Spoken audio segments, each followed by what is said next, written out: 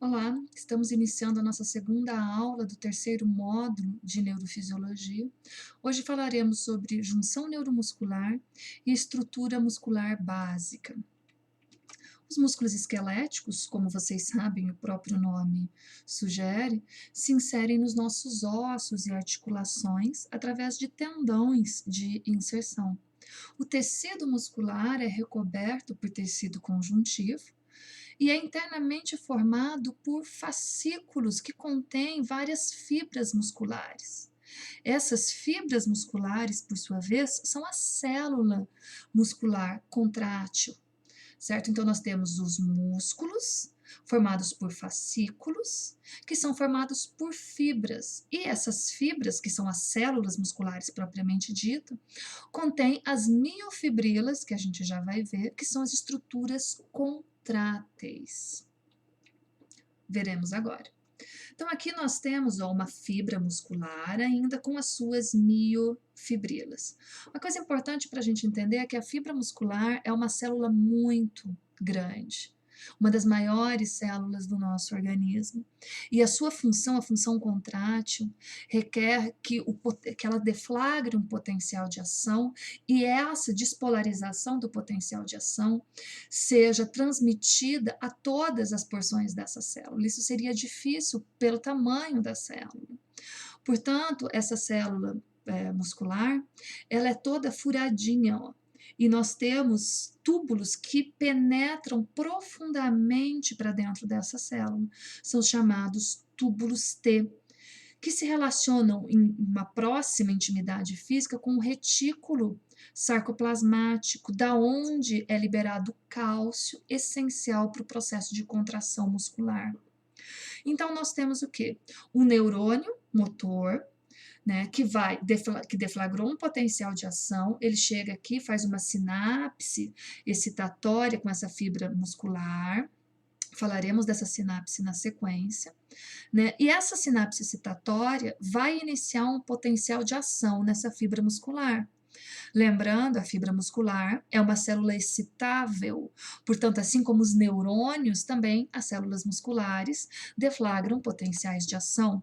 E é esse potencial de ação que vai gerar a despolarização necessária para a liberação de cálcio e para a contração.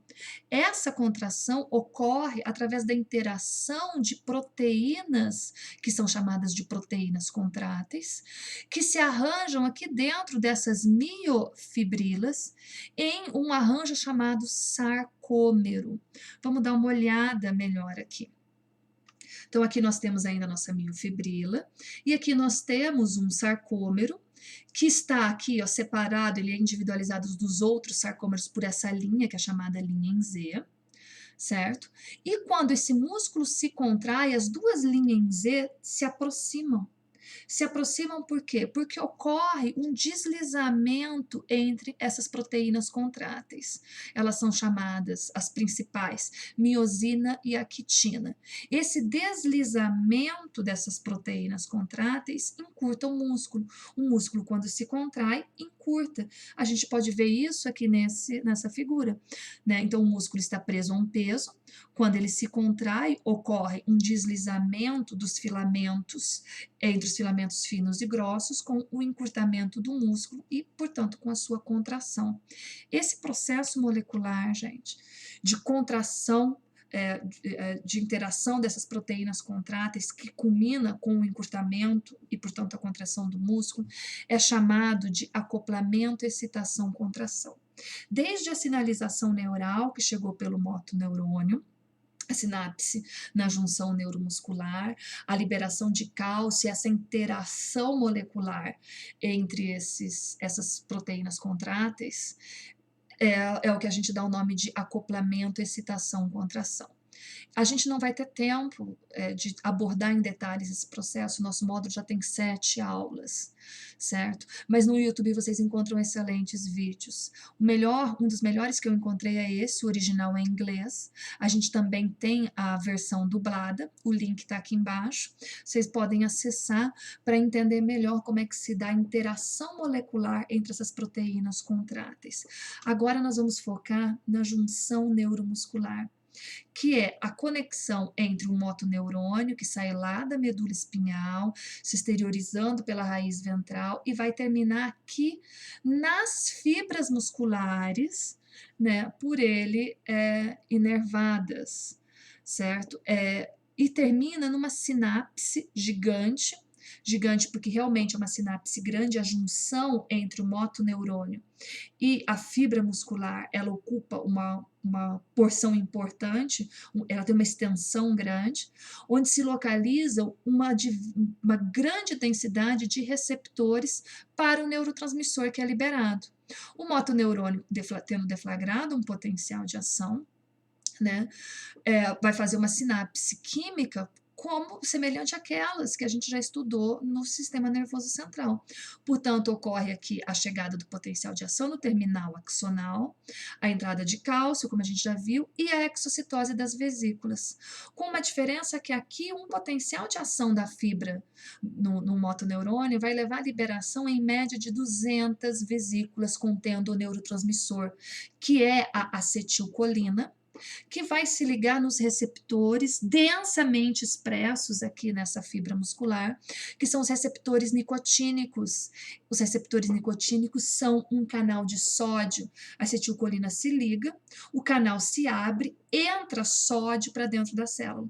Como nós estamos falando de uma grande quantidade de acetilcolina proveniente de 200 vesículas, ativando uma grande quantidade de receptores nicotínicos localizados aqui nessa região da junção neuromuscular, este potencial de ação no neurônio motor vai ser suficiente para deflagrar um potencial de ação na fibra muscular, exceto se a gente tiver diante de alguma situação, de alguma fisiopatologia do sistema neuromuscular, mas a gente não aborda isso neste momento, certo?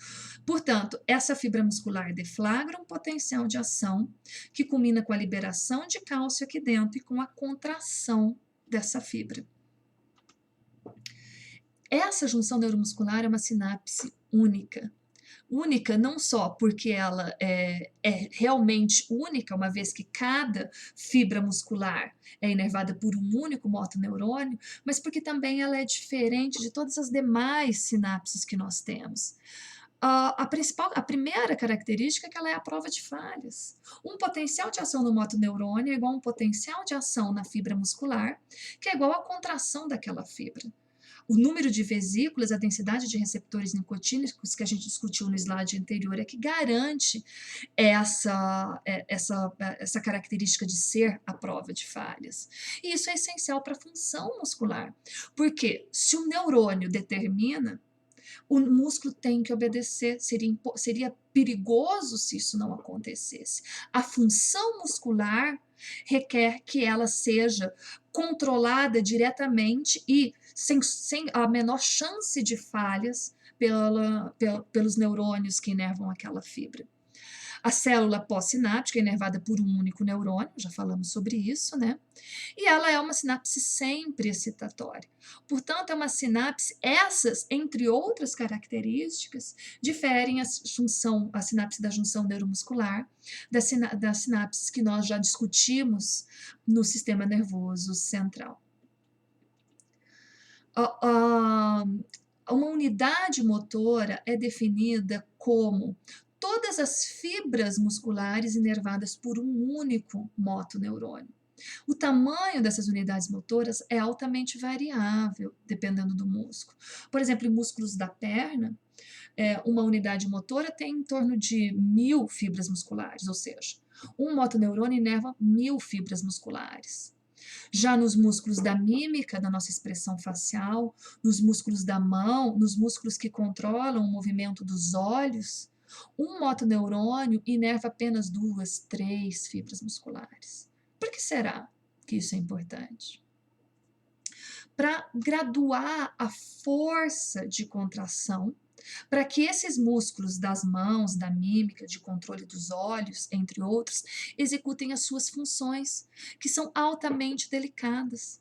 A gente já discutiu a respeito da nossa capacidade de sensorial e também de controle de motor da mão humana. A gente consegue fazer coisas maravilhosas com a nossa mão, desde as mais simples, como por exemplo quebrar um ovo. Ah, todo mundo acha fácil quebrar um ovo. Sim, porque a gente aprendeu a controlar os músculos da mão. E a gente tem um aparato neuromuscular dotado da habilidade, dotado de sensibilidade que nos permite fazer isso. Você já deu um ovo para uma criança pequena quebrar? Ela vai espatifar o ovo, porque ela ainda não conseguiu controlar adequadamente essas fibras musculares. E a gente consegue porque um motoneurônio vai inervar 2 a 3 fibras musculares. Se eu preciso de um pouco mais de força, eu aumento um pouco mais o número de motoneurônios que vão estar atuando naquela mão, naqueles músculos. Se eu precisar de um pouco mais, eu aumento um pouco mais o número de motoneurônios. Isso tudo através de ativação neural lá na medula espinhal, evidentemente. E se de repente eu precisar, com essa mesma mão, fazer um movimento grosseiro, aplicando uma grande força, como por exemplo para quebrar uma noz, eu vou ativar um grande número de motoneurônios que vão ativar, evidentemente, um grande número de fibras musculares para conseguir executar aquele movimento. Essa destreza, essa fineza no regulamento da força muscular não é necessário, por exemplo, nos músculos das pernas, que são músculos dedicados a ações que requerem basicamente força. Eles não têm, os movimentos controlados pelos músculos da perna são movimentos grosseiros. Eles são músculos dedicados a funções que requerem força e não destreza e não sensibilidade, como por exemplo os nossos músculos da mímica. Portanto, a força de contração é controlada através do recrutamento de poucas ou de mais unidades motoras, assim como também o aumento da frequência de disparo daquelas unidades motoras que estão sendo recrutadas. Por exemplo, se eu preciso aqui, eu estou recrutando que seja, um exemplo aleatório, 200 unidades motoras para fazer esse movimento, e eu quero aumentar ainda mais a força, como é que eu faço? Eu recruto mais 100, por exemplo, aleatoriamente esse exemplo, mais 100 unidades motoras, e aumento a frequência de disparo nos motoneurônios que já estavam ativados, inervando as unidades motoras que já estavam em função. O termo acoplamento, excitação, contração foi cunhado em 1952 por Alexander Sandel, que conduziu uma série de experimentos com colaboradores que começaram a identificar esse processo de contração muscular. Sherrington, já falamos e falaremos mais dele, já tinha demonstrado muito a respeito da função neural controlando e determinando a contração muscular. Mas esses caras aqui olharam principalmente para o músculo, como a fibra muscular se contrai. Certo? Então, o termo acoplamento, excitação, contração foi cunhado em 1952 e, posteriormente, alguns pesquisadores, do qual Hulix é um dos que mais contribuíram, eles utilizando basicamente microscopia de luz com pouco auxílio da recém-introduzida microscopia eletrônica, eles propuseram a teoria dos filamentos deslizantes, que é basicamente o que a gente discutiu hoje, rapidamente, superficialmente, do deslizamento das proteínas contráteis dos músculos, e que vocês vão poder ver naquele vídeo que eu indiquei. Hulix ganhou o prêmio Nobel pelo seu trabalho com Hodgkin e com Katz, desvendando o mecanismo do estabelecimento do potencial de membrana em repouso e da iniciação e propagação do potencial de ação. Infelizmente, como a gente não teve aula de bioeletrogênese, eu não abordei bioeletrogênese com vocês, a gente não conseguiu falar muito desses experimentos, mas quem tiver curiosidade pode checar. Tudo que esses caras tinham era um axônio gigante de lula e um voltímetro com um eletrodo de registro, um eletrodo de estimulação. E lá, antes da década de 50, eles conduziram os experimentos que basicamente nos ensinaram quase tudo que a gente sabe hoje sobre potencial de membrana em repouso, iniciação e propagação do potencial de ação. Vale muito a pena ver a história desses experimentos. Agora é com vocês. A toxina botulínica, Botox, bloqueia a liberação do neurotransmissor acetilcolina na junção neuromuscular. Que efeitos você espera que essa toxina tenha sobre a contração muscular? Como você relaciona esse mecanismo com os efeitos estéticos e terapêuticos da toxina botulínica? Por exemplo, em alguns casos de dolorimento muscular por excesso de função, bruxismo ou com contraturas cervicais que muitas vezes são dolorosas, o botox tem efeitos terapêuticos importantes também. A miastenia grave é uma doença autoimune, na qual o sistema imunológico produz anticorpos contra o receptor nicotínico. Que efeito você espera encontrar sobre a função muscular? Os sintomas da miastenia grave, agora para vocês darem uma pensadinha, são controlados com um fármaco que atua sobre a transmissão sináptica.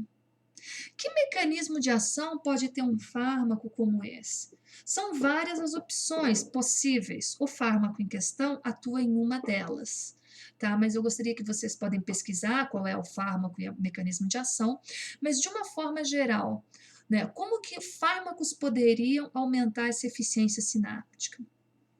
A partir de nossa discussão sobre transmissão sináptica no sistema nervoso central durante o módulo 1 e sobre a junção neuromuscular na aula de hoje, aponte todas as diferenças que você detecta entre as sinapses centrais e a sinapse neuromuscular.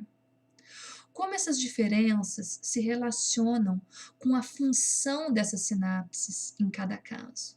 Eu já falei um pouco sobre essas diferenças, eu gostaria que vocês pensassem mais a respeito delas e, principalmente, a respeito de como essas diferenças se relacionam com a função. Essa pergunta aqui é uma pergunta-chave para a gente entender função neural. E a gente vai dedicar um bom tempo a essa discussão no nosso encontro. Até lá!